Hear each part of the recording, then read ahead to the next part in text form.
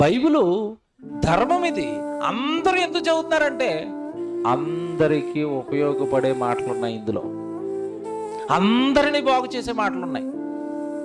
ఏమంటే బైబిల్ ఎలాంటిదంటే, ఒక యవనస్తుడు బైబిల్ చదువుతున్నాడు అనుకోండి, వాడితో మాట్లాడినట్టుగానే మాట్లాడతాడండి బైబిల్. ఒక యవనస్తుడితో ఇంకొక యవనస్తుడు మాట్లాడితే ఎలాగ ఉంటుందో అలా మాట్లాడుతుంది వాడితో బైబిల్. మాట్లాడుతుందా?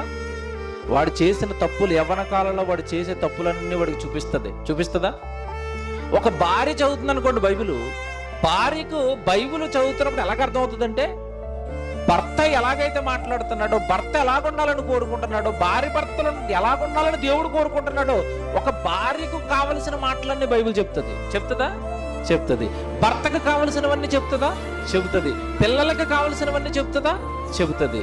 పిల్లలకి చెప్పి, భార్యకి చెప్పి, భర్తకి చెప్పి, తల్లిదండ్రులకి చెప్పి, ఇంట్లో ఉన్న వృద్ధులకి చెప్పి, ఇంతమందితో బైబిల్ బాగా మాట్లాడుతున్నప్పుడు, వాళ్ళ బ్రతుకులు బాగు చేస్తున్నప్పుడు బైబిల్ చదువుకోరు అందరూ? మనుషులందరూ చదవలసిన ధర్మం, మనుషులందరినీ బాగు చేయవలసిన ధర్మం. మనందరూ చదువుతారు.